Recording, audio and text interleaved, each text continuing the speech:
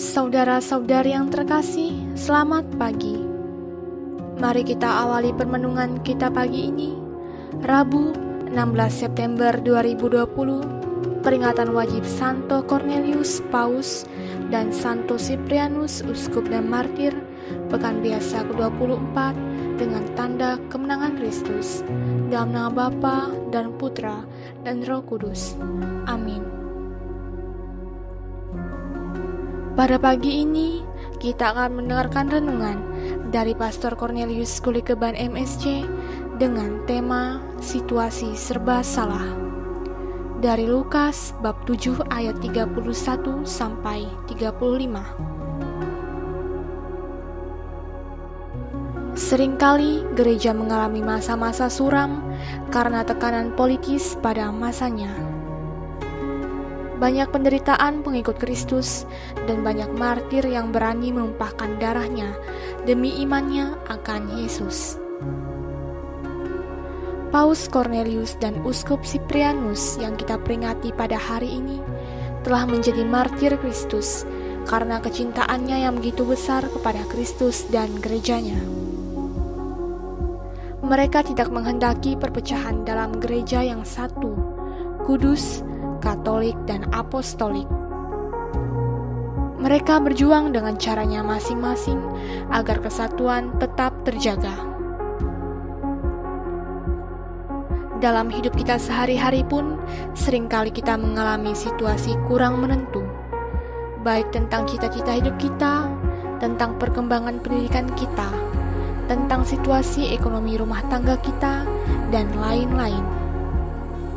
Situasi yang demikian membuat kita cemas dan gelisah. Hari ini, Yesus menunjukkan kepada kita bagaimana sikap orang-orang Yahudi terhadap Yohanes Pembaptis dan terhadap dirinya.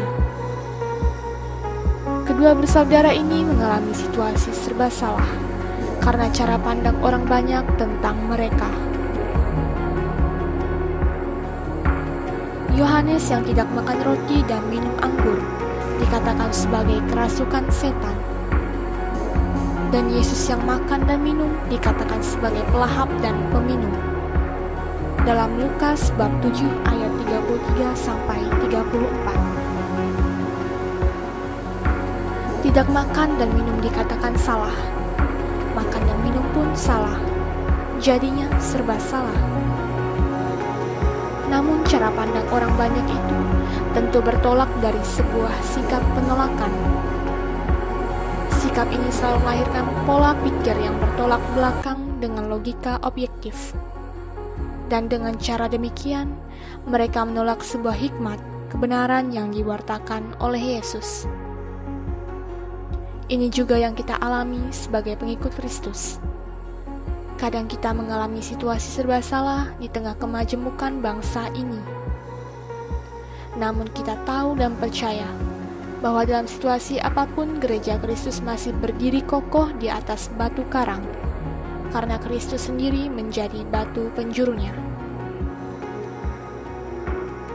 Maka jadilah pengikut Kristus yang tetap berdiri kokoh, walau kadang diterpa badai. Bercermin pada sang sabda yang mengatakan, hikmat dibenarkan oleh semua orang yang menerimanya. Dalam Lukas bab 7 ayat 35. Saudara, kebenaran akan menjadi sebuah hikmat karena hati terbuka untuk menerimanya. Jika tidak, maka ia akan tersembunyi bagi siapa saja yang menutup hatinya. Salam Cornovum, hati baru. Mari kita berdoa dan mohon berkat Tuhan lewat pastor. Marilah kita berdoa. Tuhan Yesus Kristus, kehadiran-Mu selalu mendapat penolakan dari banyak orang, bahkan sampai saat ini. Kami mohon semoga roh kebenaran tetap menaungi hati dan budi kami, agar kami tetap percaya dan menerima kebenaran yang Engkau wartakan bagi dunia. Engkaulah Tuhan dan pengantara kami, kini dan sepanjang masa. Amin. Tuhan bersamamu, dan bersama roh-Mu. Semoga kita sekalian dalam perjuangan hidup kita senantiasa dikuatkan oleh berkat Allah yang Maha Kuasa, Bapa, Putra, dan Roh Kudus. Amin.